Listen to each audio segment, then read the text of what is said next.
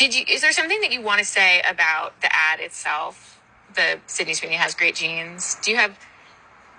The ad spoke for itself. You think the ad spoke for itself? Okay. Yeah. And the criticism of the content, which was basically that maybe specifically in this political climate, like white people shouldn't joke about genetic superiority. Like that was kind of like the criticism, broadly speaking. And since you are talking about this, I just wanted to give you an opportunity to talk about that specifically. I think that when I have an issue that I want to speak about, people will hear. That is a hallmark of having more control of the project. I think so. I think that as time goes on, people will see that I'm way more aware of things than people think. Can you say a little bit more? I mean, if I say it, then I like to let the art speak for itself. When I watched this GQ interview, I first thought to myself that journalism is dead, and we have Alex Cooper to thank for that. And then I also thought to myself, why then and there, Sydney, I have huge Tata Sweeney wouldn't just denounce white supremacy and move on about her day. So how did we get here? American Eagles made a gene ad late June or July, which featured Sweeney going along the lines of, genes are passed down from generation to offspring determining things like hair color, eye color, or even nails. My genes are blue. Sydney Sweeney has great genes. This entire ad sent the more literate media folks into a frenzy. They started linking the ad has American Eagle and Sydney Sweeney advertising eugenics, which just states in short that white skin is more superior than all other races. Just to make sure you understand, this Hitler of Germany strongly believed in eugenics and thought the best kind of people were the blonde-eyed man and woman. This might have been iconic to 13 years old if Sweeney was actually a real blonde and had great acting abilities. Moving on to present day, Sweeney starred in a movie named Christy. Christy, the movie, goes through her story as a queer boxer who deals with DV and almost getting unalived by her then husband. Just a really sad but inspiring story Christy had. But Christy ended up flopping in box offices.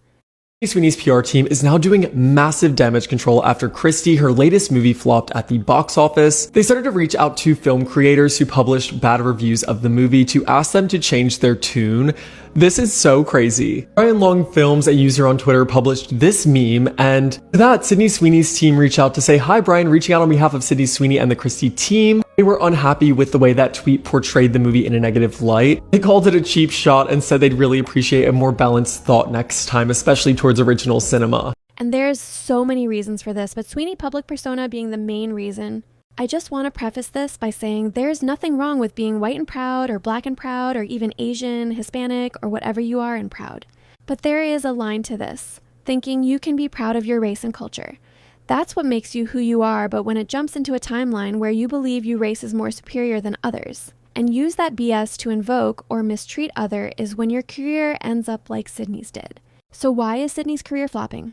Sydney was popular on Euphoria, a show on HBO that has topic of queerness involved, DV, sexual assaults, and many more topics. Most of Euphoria audiences were mostly women and the LGBTQ community, and maybe 1% of straight men watch Euphoria. So that would mean most of the cast would develop those audiences as fans. Yes, she was in White Lotus and whatnot, but her character was pretty forgettable. I don't even think people remember she was in there. Sydney Sweeney failed to realize who her core audience was and started appearing in weird commercials that sexualized her like selling bathwater and less advertisement that showcased her talents as an actor. I'm going to put a Sydney Sweeney ad versus a Zendaya ad, look at the vast difference even while being on a very sexualized show, like Euphoria. One co-star sexualized herself for the gays and the other actually advertised the product. The more commercials she made, the more her female fan bases started side-eyeing her, because this was the same woman that cried about how much she didn't want to be only known for her body, and here she was sexualizing herself for an audience she doesn't even have. She doesn't even go here! Sweeney never really had the male audience like people like Florence Pugh or even Meryl Streep. She might have gotten a little from the Madame Web movie, but most audiences hated that film. She's not Mark Wahlberg. She can't get away with being a bad person, because women are less forgiving. From a really bad PR nightmare to dating the Antichrist Scooter Braun, she couldn't wait to make her career worse, because now the Swifties dislike her even more. I truly believe people would be more forgiving of Sweeney if she was actually a good actress and had talents backing her. A few men have come to her defense saying there's nothing wrong with the advert. Sure, I believe that, but why don't you spend that energy actually going to theaters to watch her movies? But I guess their online BS won't let them.